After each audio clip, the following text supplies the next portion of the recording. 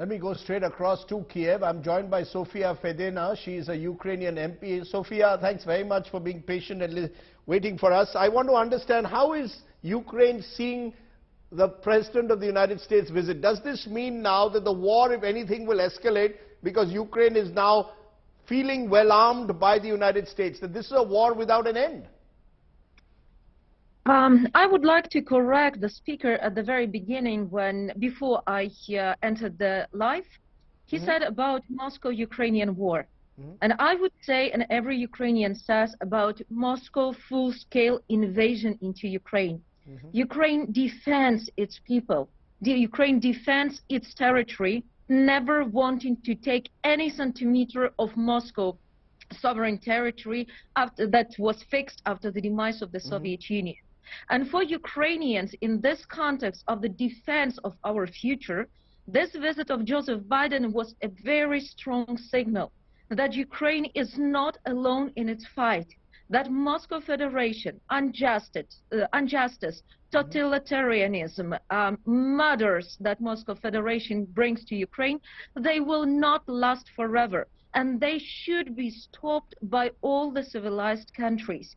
This visit is not only because of weapon. Therefore, our military, this weapon is critically necessary to protect our cities. Sofia, but you know, what is the end game here? As Joe Biden said, he will ensure that the Ukrainians are armed. Now, that could be a red flag to the Russians who don't seem to be letting up. So, do you see an end game at all? Will the war only escalate further now that winter comes to an end? Would you be so kind to hear me? We are not using our arms to attack Moscow Federation. We are using arms to defend our people. And unfortunately, we still do have countries on the east from Moscow Federation that give money, give technologies, and give resources to Moscow to kill Ukrainians. And I think that Joe Biden's visit was also a strong message to all the world that Putin is not going to win. The Moscow Empire is about to collapse. And all the countries should decide on which side they are. Do they support democracy and peace, or they support Putin, terrorism, and murders?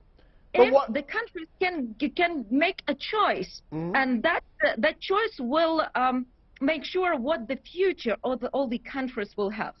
You know, but I want to understand from you, ma'am, what is the end game that you see? You say Putin will not win this war, but at the moment it seems that he's not willing to let up. What do you see happening that will, according to you, convince you that it will be will we have a swift end? I never said that we are not going to win this war. I'm totally sure that... No, you said that Putin cannot win the war. You said Putin cannot win the war. I take your point, but how? I never said that. Because when a year ago, Moscow army attacked Kyiv, almost every country in the world was sure that Ukraine fails. And Ukraine stopped the aggression of Putin. We got back Moscow army from Kyiv, from Kharkiv, from Mykolaiv, from Kherson. Yes, still right now the war is going on, but we are fighting actually for peace, and we would never take any weapon if there is no aggression and murderers on our territory. Right. And I think that this visit gives a possibility for the top leaders of the world finally to sit down and to find a way how to stop Putin. We can be sure he is very weak. Yes, he still has army. Yes, he still has support of some countries. But I do think that the majority of people in the world and the leaders of their countries want to have stability in the future. And Putin is the person who ruins that. Maybe it's easy to stop one person.